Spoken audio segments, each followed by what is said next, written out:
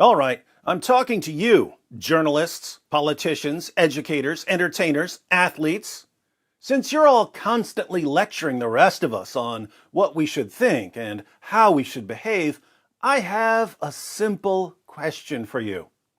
In this cup is a piece of paper on which I have written the name of a person or a company or a book or a religion that has been accused of sexualizing children.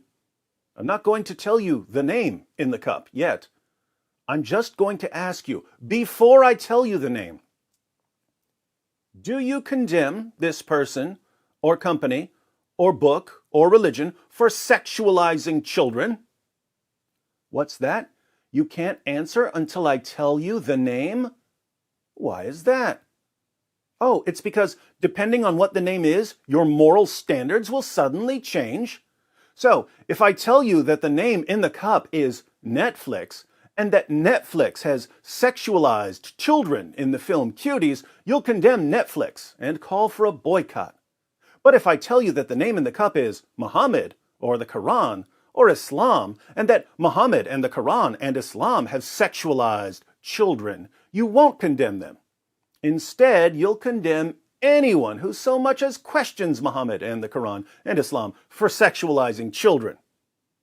Oh, you don't think that Islam sexualizes children? Let's read Sahih al-Bukhari, 5133. There are way more passages than this, but let's keep it simple this time. Notice the chapter heading.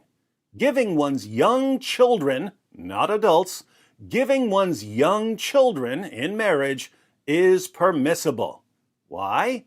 By virtue of the statement of Allah, and for those who have no monthly courses, no monthly period, i.e. they are still immature, that's Surah 65, verse 4 of the Quran. So, why is it okay to let someone marry your young daughter? Because the Quran talks about marrying girls who are too young to have a monthly period. And the iddah is the waiting period to divorce your wife if you've already had sex with her. And the iddah for the girl before puberty is 3 months in the above verse. So the Quran is laying down guidelines for divorcing prepubescent girls.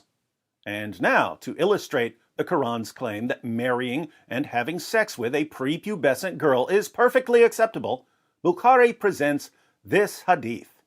Narrated Aisha that the Prophet wrote the marriage contract with her when she was 6 years old, and he consummated his marriage when she was 9 years old, and then she remained with him for 9 years, i.e. till his death.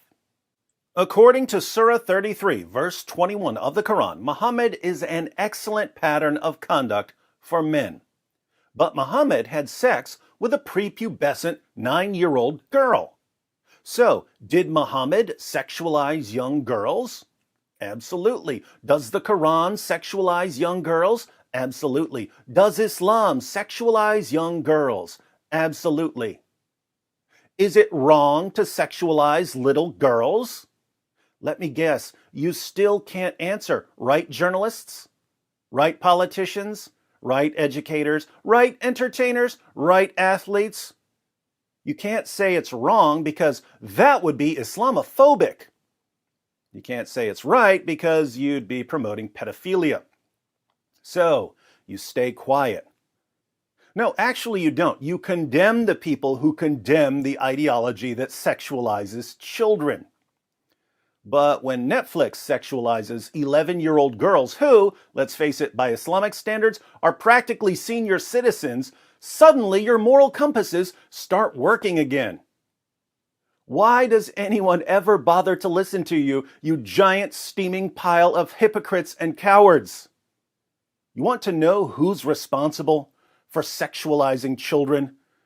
It's the journalists and the politicians and the educators and the entertainers and the athletes who protect ideologies that sexualize children. That's right. It's you.